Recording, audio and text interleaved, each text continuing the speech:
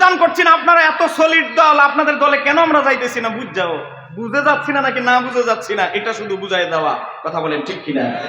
তাহলে আমার আজকের আশা সার্থক হবে। এইদিকে আসেন, মনোযোগ দেখেন, ইসলামের দর্শন কি, আল্লাহর হাবিবের চিন্তাধারা কি, হুজুরদের চিন্তাধারা কি।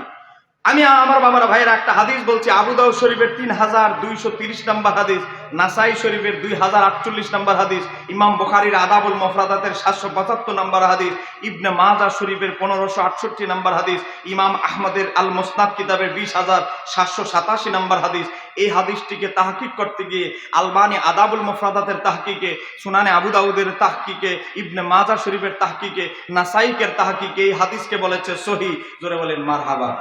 তাহলে এমন একটা হাদিস আমি বলছি, এই হাদিসে এসেছে আল্লাহর হাবিবের গোলাম হযরতে বশির রাদিয়াল্লাহু তাআলা, তিনি বলে আল্লাহর হাবিব একদিন একটা গোরস্থানের পাশে দিয়ে হেঁটে যাচ্ছে, দেখতেছে একজন ব্যক্তি না বুঝে, একজন সাহাবী অজ্ঞতাবশত না বুঝে কবরের উপরে দিয়ে স্যান্ডেল পায়ে দিয়ে হাঁটতেছে। কি পায়ে দিয়া? জুতা পায়ে দিয়ে হাঁটতেছে, কিন্তু সে জানে না যে জুতা পায়ে দিলে যে মৃত ব্যক্তিরা কষ্ট পায়। আমার বাবারা ভাইয়েরা, আল্লাহর হাবিব তাকে ধমক দিলেন, হ্যাঁ স্যান্ডেল পরিহিত ব্যক্তি, আল্লাহকে ভয় করো, তোমার স্যান্ডেল খুলে ফেলো।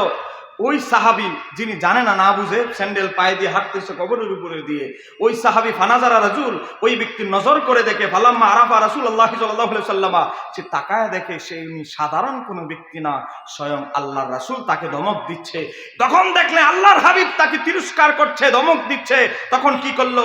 খালাহুমা, সে দুইটা স্যান্ডেল খুলে ফেললো, ফারামা বিহিমা, স্যান্ডেল শুধু খুলেছে এতটুকু নয়, স্যান্ডেল খুলে তীর যেভাবে নিক্ষেপ করে ফেলায়া দেয়, তীর যেভাবে চলে যায়, তার স্যান্ডেলগুলো ঢিল মেরে ফেলে দিল। বলি এই জুতাই আমি জীবনে পরবো না, যেই জুতার দিকে আল্লাহর হাবিব অপছন্দ করেছে আমার জুতা পরাকে, এই জুতা আমি আর জীবনে পরবো না। আমার বাবার ভাইয়েরা, একজন মুসলমান যদি কবরের উপরে যদি স্যান্ডেল পায়ে দিয়ে হাঁটার কারণে যদি মৃত ব্যক্তি কষ্ট পেয়ে থাকে, তাহলে মৃত ব্যক্তির কবরের উপরে যদি ট্রাক্টর চালায় দেওয়া হয়, কবর থেকে মৃত ব্যক্তি কষ্ট পায় না কষ্ট পায় না? নাকি খুশি হয়? মৃত ব্যক্তির কবরের উপর দিয়ে ট্রাক্টর চালাই দিলে খুশি হয়? আরো জোরে বলে। কিন্তু এরা ফতুয়া দিতেছে, ট্রাক্টর চালায় দাও, ফসল উৎপাদন করো, টয়লেট বানাও, বিল্ডিং বানাও, কোনো অসুবিধা নাই। জোরে বলে না নাউজুবিল্লাহ।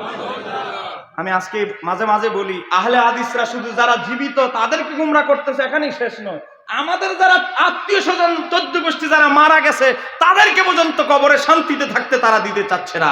এই কথা বলেন ঠিক কিনা?